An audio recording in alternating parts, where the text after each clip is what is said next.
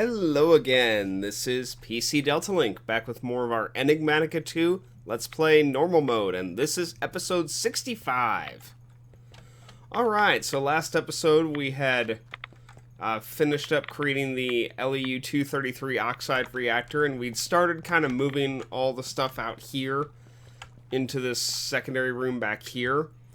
I'd also briefly gone to our creative world and talked about the pros and cons of setting up a secondary applied energistics network. So I wanted to show my progress on that. Excuse me. I have decided that I am going to create a secondary network, partially because I just want the challenge of dealing with having two networks.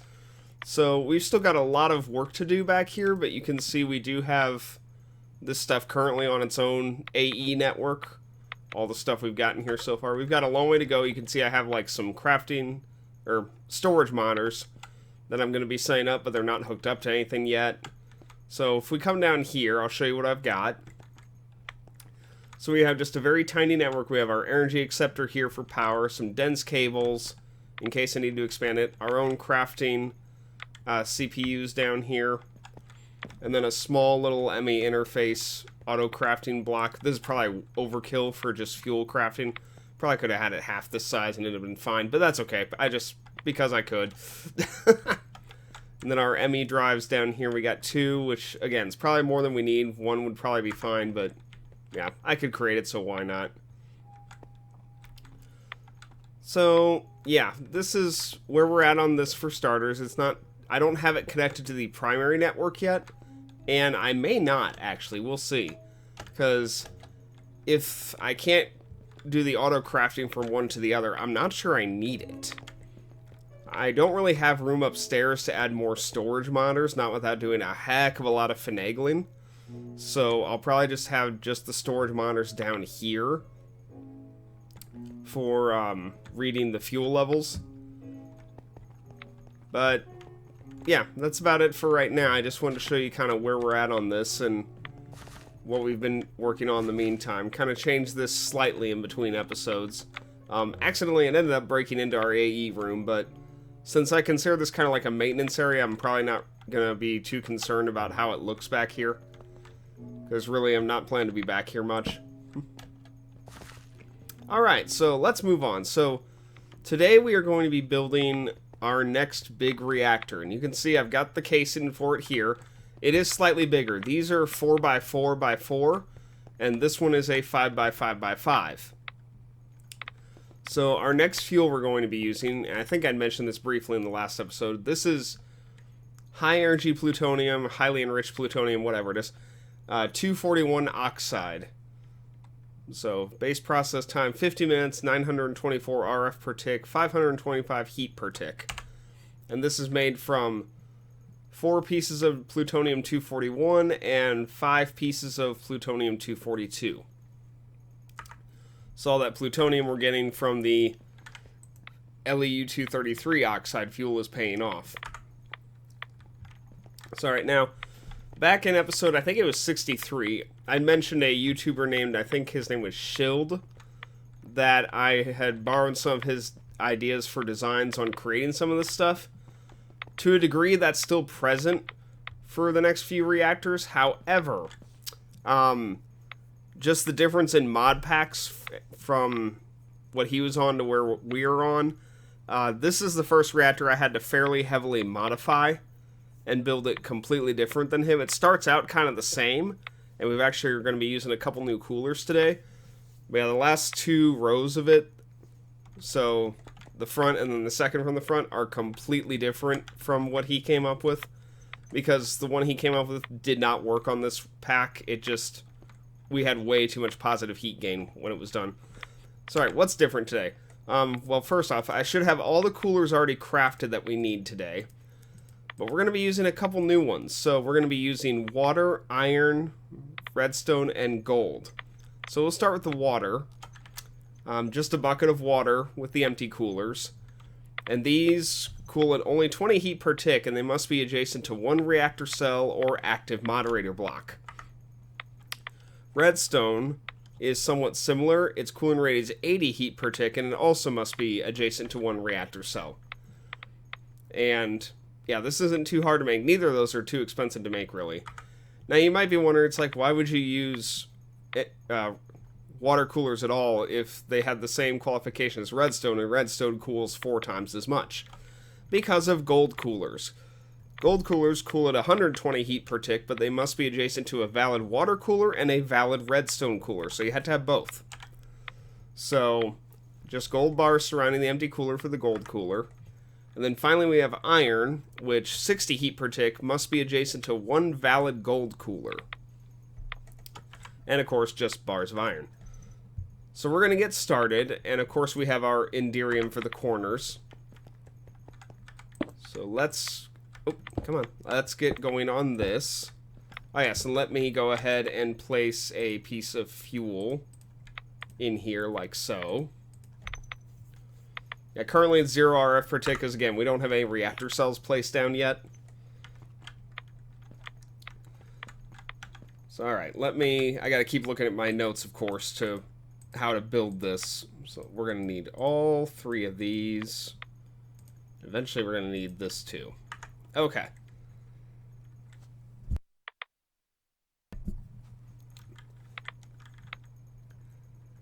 Alright, so looking at our design, we're going to have the gold surrounding the edges back here,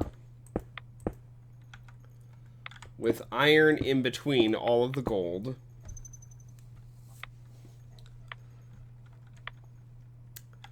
We're going to have 1 gold here. Actually, we're going to have a couple gold. Yeah. So all these irons and golds in here. Alright, now for the rest of the back here, we're going to have water and 1 redstone.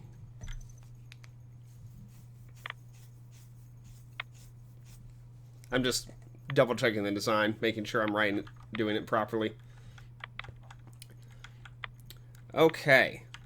So now that's it for the back row. That fills that up. So now for the next one, we're going to have our first reactor cells on top of the water and redstone blocks.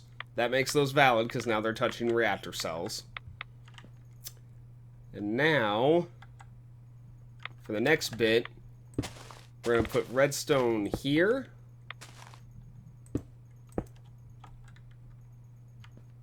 And here.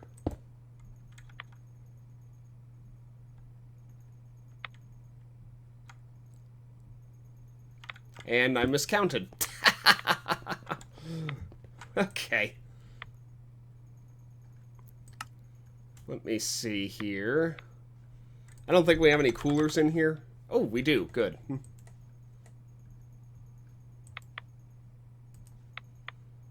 Okay. That's overkill on what I need, but that's okay. I think at a glance I need 2 more. So let me do this. There we go. Let me grab 2 of those. Okay, that one goes there.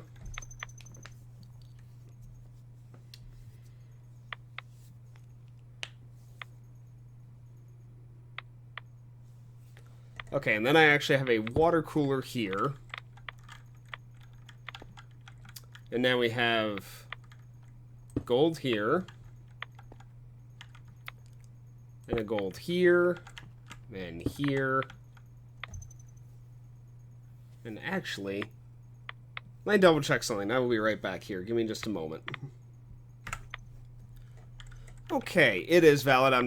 I hadn't finished it yet. So these golds on the side are going to be supplied by these water coolers right here. So far, so good. Alright, believe it or not, that's actually it for this second row, even though we have a couple spots left over. But there really isn't anything we can put there to speak of. Oh, go back. At least nothing that really works with this setup. So, alright. We're going to keep going with the third row. The middle, actually. Sorry, this is where we're going to be using more of our iron coolers. So we're going to have iron, iron, iron. Iron, iron, iron, iron, and iron. With gold around all of that. Okay. Gonna have our redstone cooler in the middle here.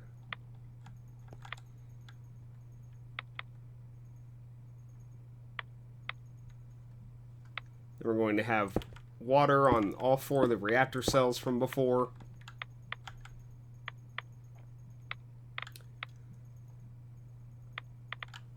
And did I miscount again? I did. I need 4 gold coolers, which I don't have. Okay. Man, I thought I had this. I'm sorry, guys. I thought I had this properly calculated out, but clearly not. So, I just grab 4 of those. Oh, get in there. There we go. Okay. Now, here's where I had to completely depart from the previous design. So, I'm going to need some space to back out of here. Alright, so let's start with the next section. So, unlike Shield's design, where he kind of kept going with the redstone, gold, and iron and water coolers, I did a design that's magnesium and graphite based to be valid in this last section. So, alright, we need... This is kind of strange how we have this. Let's start with our magnesium, which is in all the corners right here. And in the middle. Middle bottom as well. Yep. Okay. And the top. So magnesium has to be next to reactor casing and an active moderator block. So this is actually where all our graphite's going to be stowed, is in these first 2 sections. So we're going to have just a ring of graphite. And then we're going to have all 5 reactor cells right here, like so.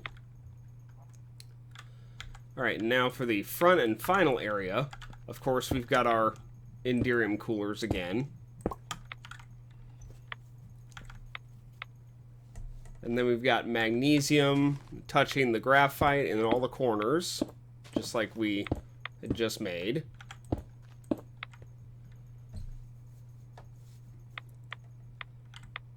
And then I believe we actually have graphite on these casings here, these reactor cells here. Sorry, I said casings. With magnesium in between these. And graphite there as well. Magnesium there. And then I think I'm going to double check this real quick. But if I close this up,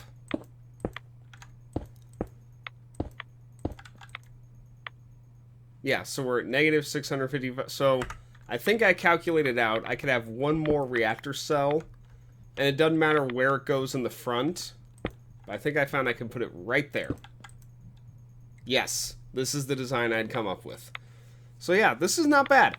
12,166 RF per tick and minus 130 heat per tick. So yeah, it's kind of weird how it completely changes what type of coolers it's using, but it works, as you see. And it actually gets us pretty dang good power. So we'll go ahead and turn this on so it can start running. Yeah, 12K per tick is not bad. And you can see we have the same thing. It's decreased now to 97%, but it is 5 minutes for a piece of fuel, just like our other reactors are. Efficiency is 119.7%. And yeah, there we go.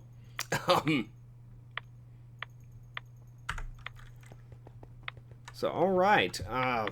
Yeah, that's it for this big reactor right here. Our next reactor, we have 2 more we're going to be building that are fission reactors. One that's going to be using curium, and it's going to be using, let me go find it real quick. CM-247. We're going to be using this stuff right here. Highly enriched curium 247 oxide. Curium is going to be gotten from the waste products of the 241 oxide fuel. So if we look at this, go to the fission reactor, this depleted fuel in our fuel reprocessor turns into a lot of curium. So 245, 246, and 247. And a little bit of americium as well. So, alright, that's going to be it for that reactor. We'll probably put the curium reactor right here. Because, yeah, we'll ever do that. And then, some other good news.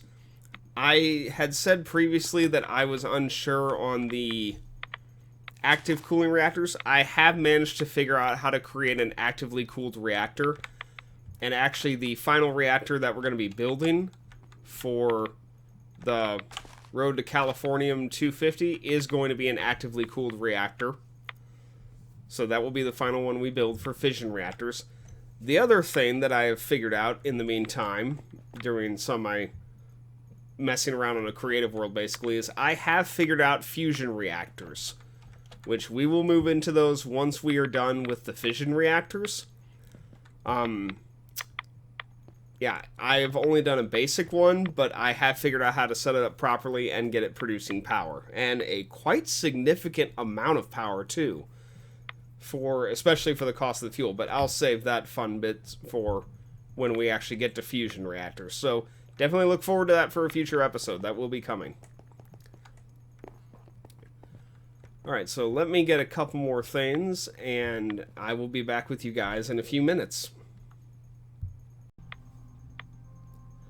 Okay, it is a bit later on, and I've made a bit more fuel in the meantime, so if we look at our reactors here, we do have a little bit more fuel going, including a little bit of depleted high-energy plutonium going on.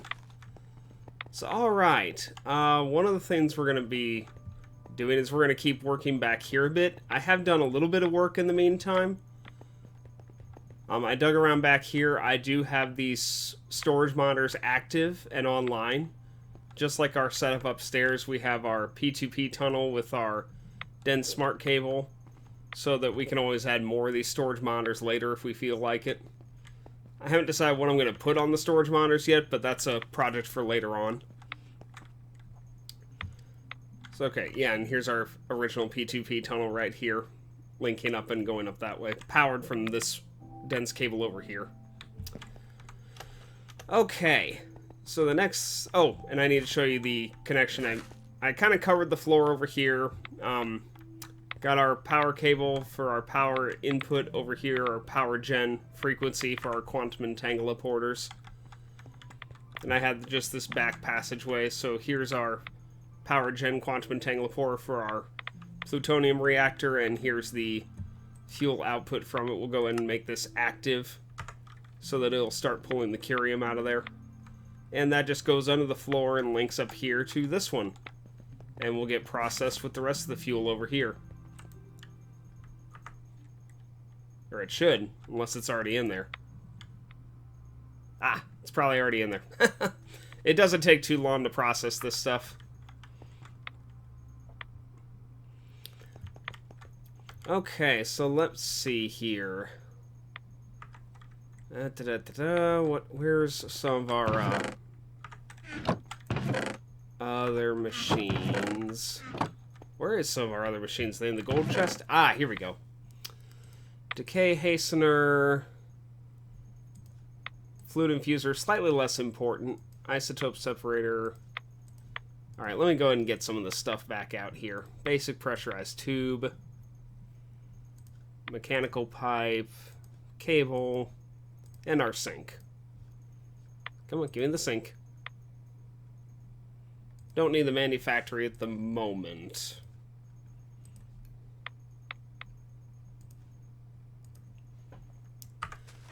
Okay, actually I'm not going to need the work table either. Alright, so what I'd like to do is work on getting more of this place back here automated for processing. But that's going to require a couple different things. This monitor's probably needing to move later, but for right now it's going to be... It is what it is. Oh, that's why that's here. That's the block from right here. Okay. Well, once we get a proper door to this, we'll end up... Yeah, and a proper access down there as well, like a ladder or a trapdoor or something. Or an elevator. Yeah, probably just an elevator. Okay, we have our quantum entanglepores down here. We may as well take advantage of them. So we really have enough room on the wall. This is... I don't need to... You know, I was realized as I was working back here, I was kind of like worried about some of the stuff being out. But this whole area is supposed to be a maintenance area. So it doesn't matter how it looks back here, really, by comparison.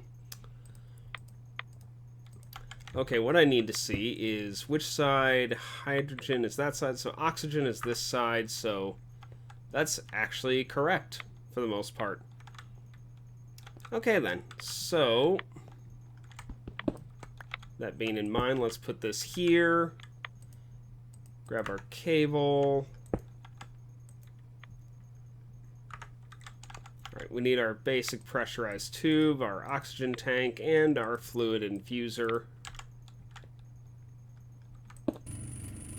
There we go. Yep.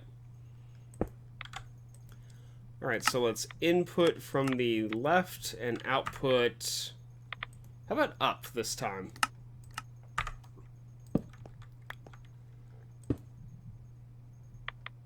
Okay, and we'll put the fluid infuser here. Yeah, there we go. And as for power for this, we'll just run it right like that. Yeah, that should be fine.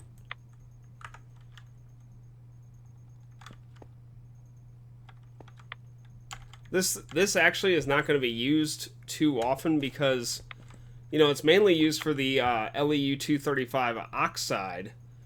But once we break that oxide fuel down, like if we... Oh, where is it? Yeah, here we go. Once this is broken down, all the materials from this stay as oxide. So I really don't need, like, a whole lot of this stuff going through that because I'm not going to have to reinfuse it with oxygen. Alright, so the Neptunium is going to need to be, yeah, thrown to the decay hastener. So one of the things I've been looking at doing is finding a way to automatically tell the system to deal with these tiny clumps of materials. And what to do with those tiny clumps of materials. It's going to end up being a fairly complex system that I'm probably going to put over here somewhere under the floor. But I'd like to try to do something using... like some export buses and some redstone control. Yeah, actually going to be working with redstone to a very limited degree. So, let me take a look at what I can do with that. I have a couple ideas, but give me just a few minutes on that. So, be back again in a couple minutes. Okay, so my idea is coming together over here. So what I'm going to do, we're going to be using something that we really haven't done before, which is going to be export buses. And we're going to be using them with redstone control. Albeit very simple and basic redstone control, but redstone control all the same. So export buses are from Applied Energistics 2. And what they do is you set an item for them to export, and they will constantly... push that item out of the AE network into wherever they're hooked up to, like a chest or a machine or whatever.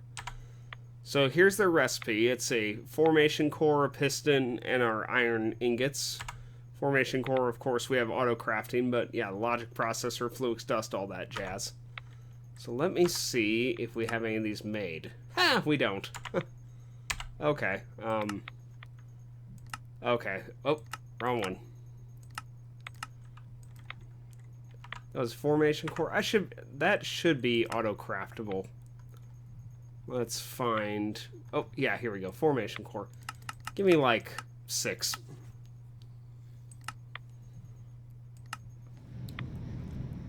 Okay, and in the meantime, we're also going to need pistons, so also give me, like, 6 of those.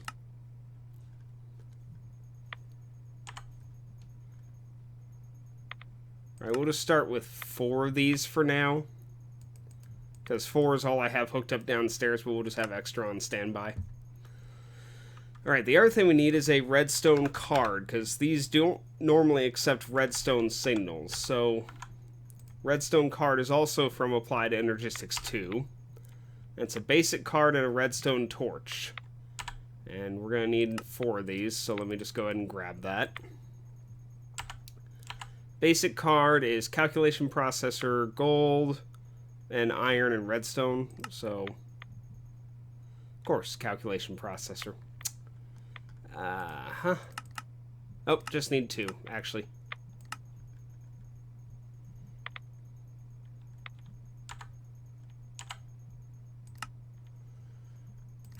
These do take a long time, and I really need to figure out why it takes so long.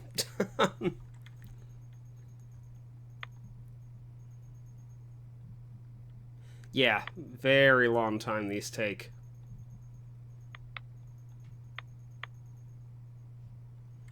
They still haven't gotten down there to add acceleration cards in yet, but clearly that really needs to be done. Because it should not take this long to get such simple calculation processors done. There we go.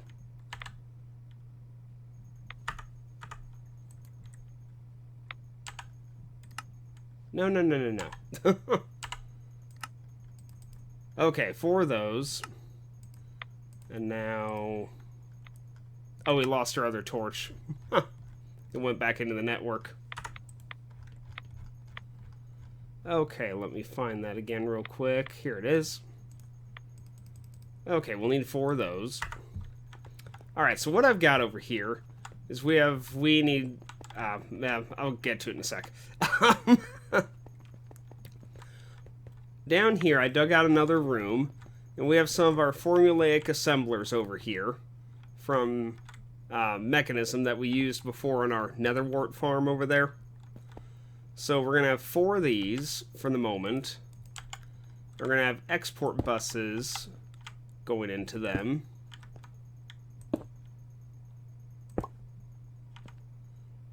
Okay. And all these should be online. Oh, we aren't connected to the block yet. Oh, heck.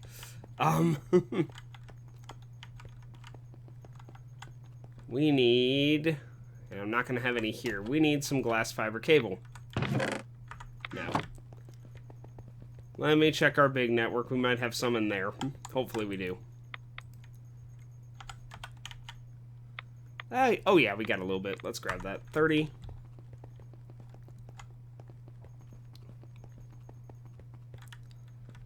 Okay. Wait, why'd I come over here in the cables? There we go. We'll put a dense cable on that later. For now, this is all we're going to need. Oh, we also need an import bus. And a chest. Which is not that big a deal to get. I'm sorry, I'm kind of scattered tonight.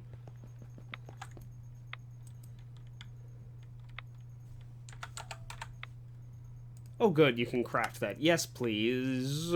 Sticky piston. Okay, coagulated blood.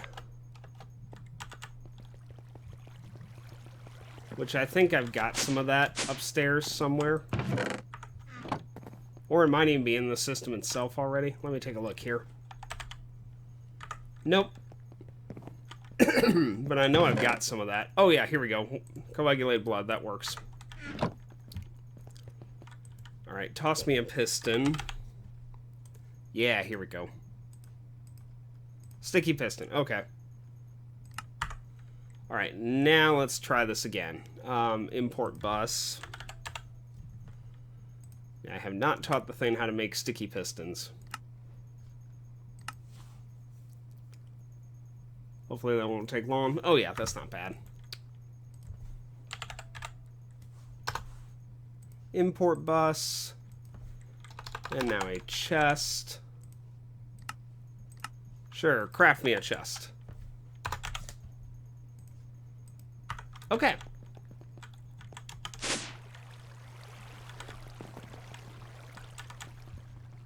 Need some food real quick.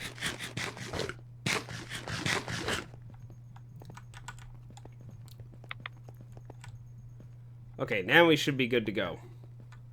Alright, we just need some item conduit, which... I'm making a liar out of myself.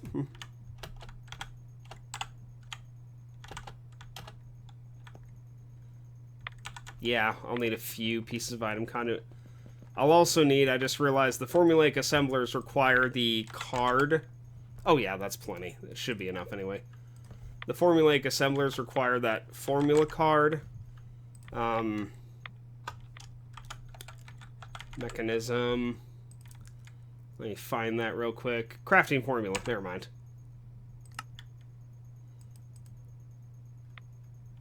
Really? You are out of paper? Are you kidding me right now? Well, there should be sugarcane here, isn't there?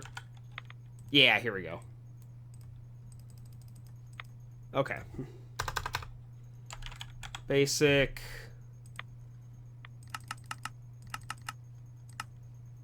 Craft me a few of those. And craft me... Really? You don't have any yet? What the heck? Come on, hurry up. I don't have time for this. Okay.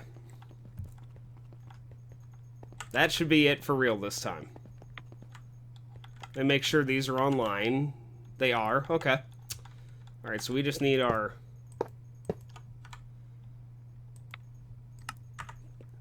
item conduit active for not that conduit.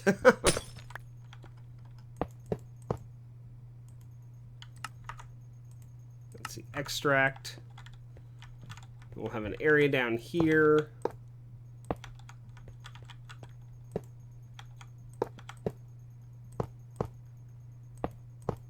There we go. With a chest. They will insert into the chest, like so. Yeah, perfect. And then we need our import bus on the chest right here. Alright, give it a sec. Let's make sure it's online. Okay, it's online. We're good. Okay, so yes. These machines will craft what we're wanting to craft, and then they will export into the chest downstairs, which will then pull it back into the system.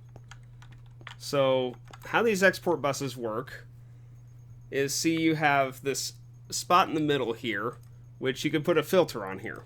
And you have to actually put a filter on here, otherwise it doesn't know what to do. You can expand this with capacity cards if you want to have multiple spots unlocked here in the middle, not just this one. But for our purposes, we only need one. We will need a redstone card because this allows for redstone control on these devices. In this case, the levers. So let's go ahead and put the redstone card in all of these. Well, let's see. Active with signal is going to be our mode we're going to set these on. Alright, and now we are going to choose some of our tiny stuff here. I don't need a plutonium 239. That's not needed for our fuel. I do need 241 and 242, though. And I also need 233 oxide. And actually, let me do... They do 235 and... Yeah, 235 and 233 oxide. That's fine. So, okay. So let me get... We'll start with these on the left here. Let's put our tiny clump of uranium 235 in here. And then our tiny clump of 233 oxide. Then over here we'll put our 241 oxide plutonium and 242 oxide plutonium. Last but not least, we have to give a crafting formula to these things. So where does this go? Okay, that's where it goes. Alright, so which one's in here? The 241. So let's see here. Ah, I actually had to tell it what to do. Okay, can I do this?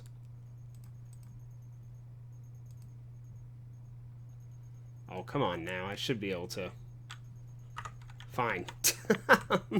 If you're going to be that picky about it. 241, 242, 233, and 235. Okay, 241. Okay.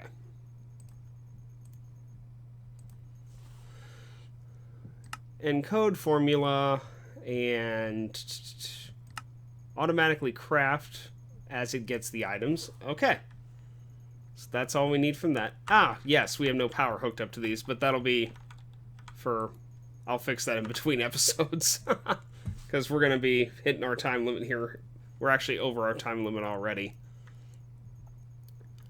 But, actually, this will allow me to demonstrate enough right here. And since we're running out of power, that's fine. So, what I can do is I can hit this lever. And this will begin exporting.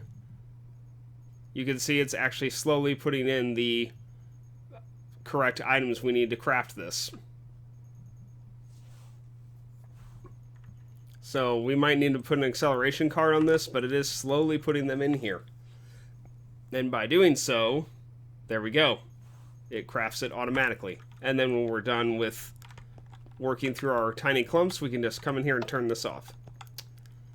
So yeah, that's the basic thing of how this is going to work. I can, like I said, I will work on getting some power supplied to these in between episodes. I completely forgot about that.